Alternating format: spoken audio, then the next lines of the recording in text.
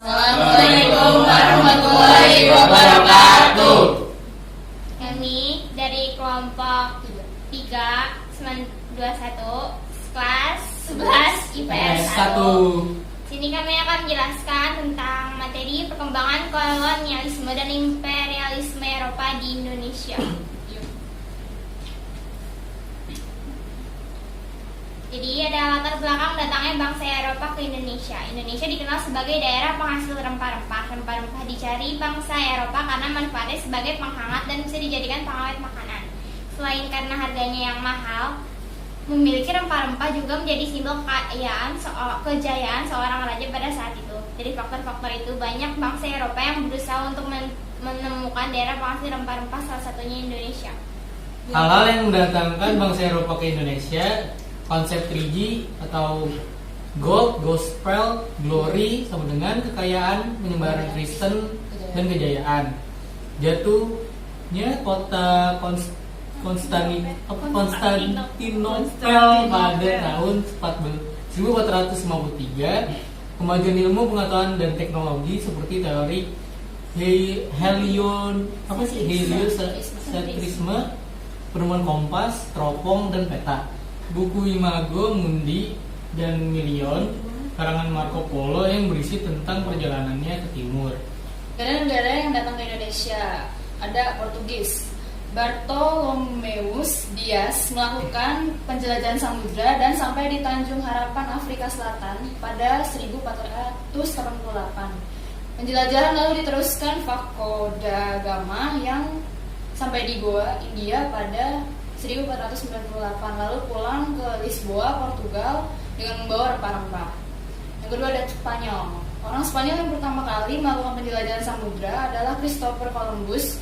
Ia berlayar ke arah barat melewati Samudra Atlantik sesuai perjanjian Tordesillas menuju India sekitar tahun 1492 sampai 1502. Yang ketiga ada Belanda. Pada 1596, Cornelis de Houtman berhasil mendarat di Banten. Sikap Belanda yang kurang ramah dan berusaha memonopoli perdagangan di Banten membuat Sultan Banten saat itu marah. Akibatnya ekspedisi ini terbilang gagal. Sekitar 1598 sampai 1600, pedagang Belanda mulai berdatangan kembali. Kedatangannya kali ini dipimpin oleh Jacob van Eyck. Ia berhasil mendarat di Maluku dan membawa rempah-rempah. Inggris, masuknya bangsa Inggris ke Indonesia juga bertujuan mencari rempah-rempah. Tokoh penjelajahannya adalah Sir Henry Middleton dan James Cook. Henry Middleton mulai menjelajah di tahun 1604 dari Inggris, menyusuri perairan Cabo da Roca, Portugal dan Pulau Canary. East Indies Company atau lebih dikenal dengan VOC merupakan perusahaan dagang tersebut, dan 20 Maret 1602 oleh Jovan Oldenburg Milford. Kepemimpinannya dipegang oleh 17 orang pemegang saham Heren Zeventien yang berkedudukan di Amsterdam. Tujuan terbentuknya adalah: pertama, menghindari persaingan sesama pedagang Belanda. 2. Memperkuat Belanda dalam persaingan dengan bangsa Eropa lain. 3. Memonopoli perdagangan rempah-rempah di Indonesia. Keberadaan pos tidak hanya sebagai kongsi dagang, namun juga menjadi kekuatan politik.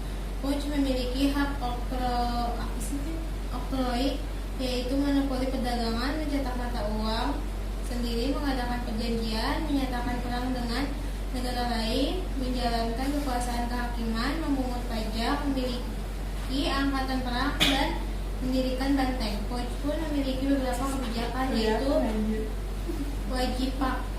pajak wajib berupa hasil bumi yang langsung dibayarkan ke pos, penyerahan wajib hasil bumi dengan harga yang telah ditentukan pos. Kebijakan ini berlaku di daerah penjajahan yang tidak secara langsung dikuasai pos, hingga misalnya terbang kelebihan jumlah tanaman agar produksinya tidak berlebihan sehingga harga dapat dipertahankan. Pelayanan dengan perahu kora-kora untuk memantau penanaman dan perdagangan rempah-rempah oleh petani. Pada tahun 1792 1999, Poch bangkrut karena pegawai Poch banyak yang melakukan korupsi, menanggung utang akibat perang, dan kemerosotan moral para pegawai, dan akhirnya bubar.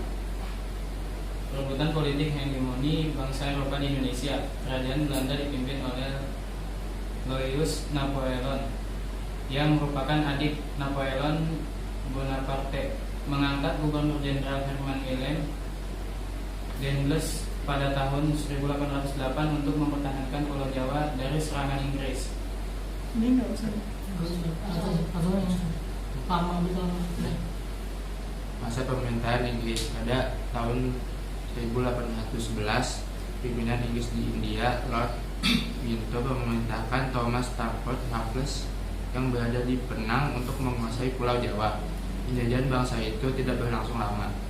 Masa pemerintah Belanda, Van der Capelle ditunjuk sebagai gubernur jenderal, menerapkan kebijakan dalam menghapuskan peran penguasa tradisional, menerapkan pajak yang memberatkan rakyat sehingga muncul banyak perlawanan dari rakyat. Belanda juga mengutus Johannes van den Bosch untuk meningkatkan penerimaan negara Belanda yang kosong akibat perang dengan masyarakat Nusantara dan bangsa Eropa lainnya. Van den Bosch memberlakukan sistem tanam paksa atau kultur stelsel sejak tahun 1830. Pada tahun 1870, tanah paksa dihapus dan diganti politik pintu terbuka yang tertuang dalam Undang-Undang Agraria 1870 yang mengatur tentang kepemilikan tanah, pribumi, dan pemerintah. Di sini mulai diberlakukan politik pintu terbuka, investor asing mulai muncul, terjadinya pengembangan usaha perkebunan di luar Jawa, dan sistem kerja paksa diganti dengan sistem kerja bebas. Agama Katolik dibawa oleh kaum misionaris Portugis, salah satunya Franciscus Xaverius tahun 1506 sampai 1552.